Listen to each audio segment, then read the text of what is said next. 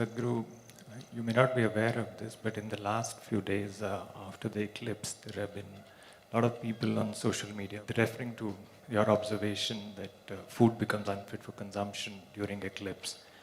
And they're saying they had food and they did not die. Are they disappointed? So they're even calling you superstitious and unscientific. So just wanted to hear your thoughts on that. Let's understand what is superstition.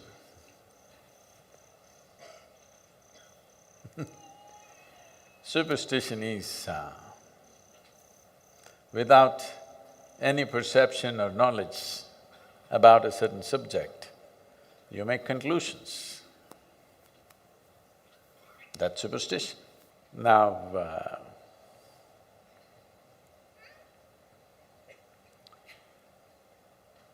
the nature of life is like this. Depends how sensitive you are. Accordingly, that profound is your perception and experience of life.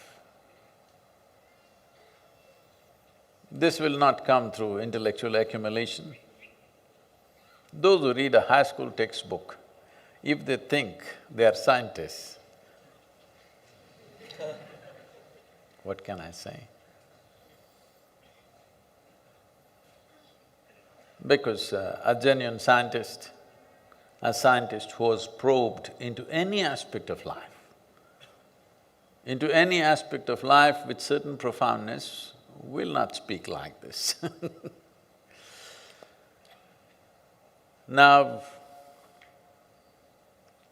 as a yogi, as far as possible, I will never consume anything which is cooked, which is more than an hour and a half old. Why we are serving the food the way we are serving in the ashram is hoping that all of you will graduate from being yoga practitioners to yogis. Not just bending and twisting, you are beginning to feel the union in the existence. If this has to happen, body has to be sensitive and it has to have a minimum level of inertia. Now, if you eat food which in some way has deteriorated, it may not be rotten, nor is it going to kill you, you can eat it. It is just that it will lower your perception. In my experience of life, for me, lowered perception is death, at least death of the yogi. The man may live, the yogi is dead because he's lost his perception. He's lost his sensitivity. So, the death of sensitivity, if it doesn't matter to you, there's really no problem, you can eat what you want, you can eat garbage and still survive. While people are eating food that was cooked a week ago, 10 days ago, 3 months ago, they're keeping it in their refrigerators and eating. After eating it, they don't know what's the difference. To such people, what can you say? But for sure, they cannot have the sensitivity that I'm talking about.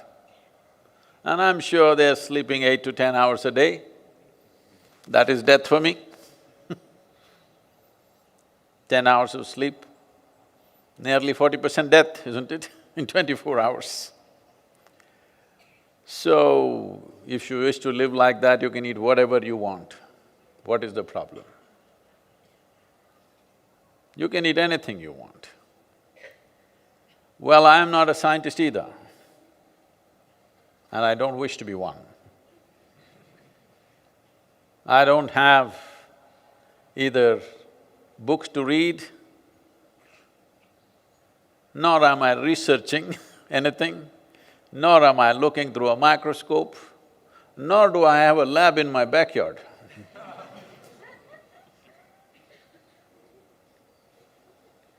I just pay attention to this human mechanism, which is me. I kept it well, takes a lot of work.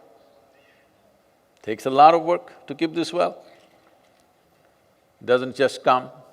So I keep it in a certain way, and at anything that happens in nature, I observe what's happening with me, and I'm speaking that. I'm also observing the life around me for confirmation.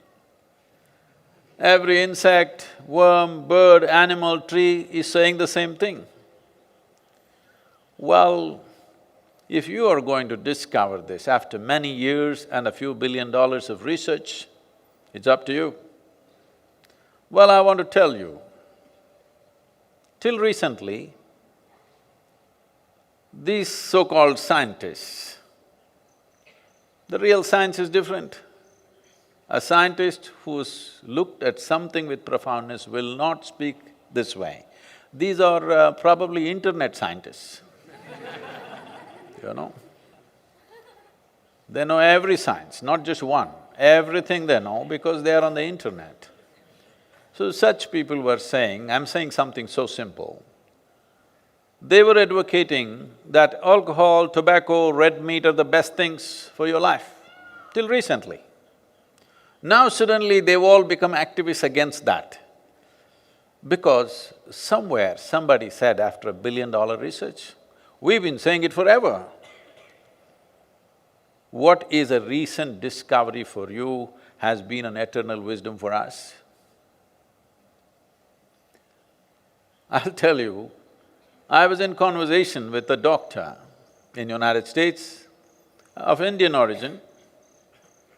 He was telling me that he is the first one in Western medicine to identify that the heart not only pumps blood, but it also sucks the blood back. The ventricles pump it out, the atrium sucks it back. He is the first one who wrote the papers. He sent me his videos, his TED talk, his scientific papers. I looked through it and I couldn't believe it, that till recently, till a few years ago, nobody in the medical science knew that heart sucks back the venous blood. Well, in the yogic system, the focus is on the atrium, which sucks back the blood. The Ayurveda speaks about it, Charaka Samhita speaks about it.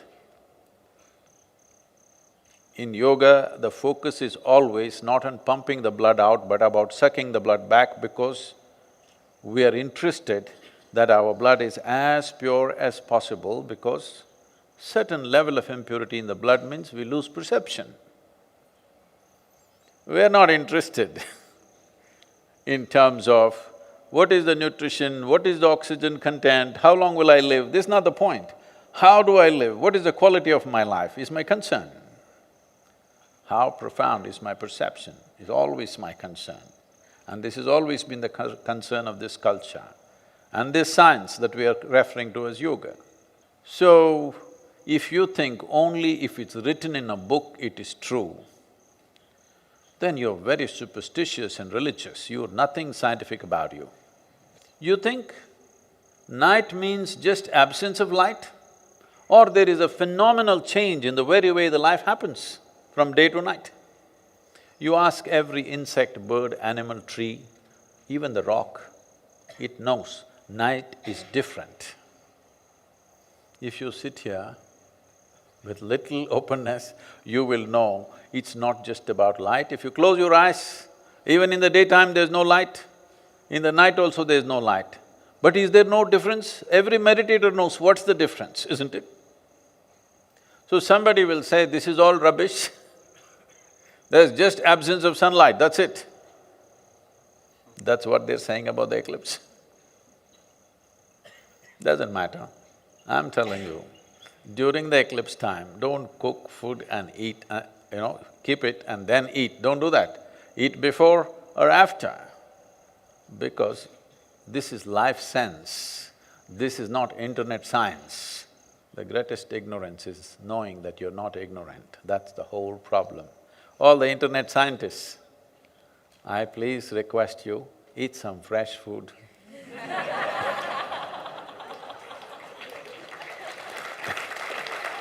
Keep yourself healthy, well, perceptive, not to me, to life. Eat during the eclipse if you wish. You won't die. Inertia will build up. If you don't mind the inertia, anyway you're drinking alcohol, smoking cigarettes, doing things, maybe it won't make any difference for you. Possibly it doesn't. If you take a high-end car today and go and pump gasoline in any of the Indian gas stations, which is 87 octane, your car will stop within a few kilometers. You need to buy special gas and put it into it. Why? Because it's high performance. So if you want to be high performance, what kind of fuel goes into you, you look at it carefully. You are a junk machine. Eat whatever, drink whatever, what does it matter anyway? Live whichever way you want. There's really no problem, okay? So, if you are disappointed that you did not die by eating during the eclipse,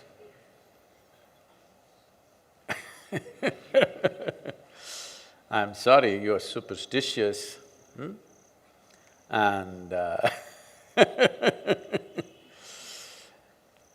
nature of life here is such that the earth, the sun and the moon have significant impact on this life.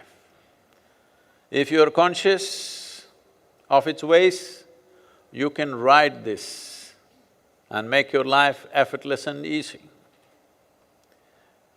If you're not conscious, these same cycles could crush you and everything you will struggle with.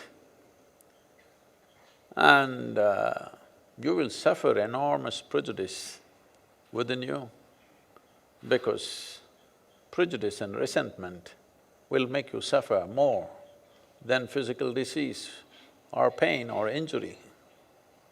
Please don't stay there. Try some fresh fruits and vegetables. It could help.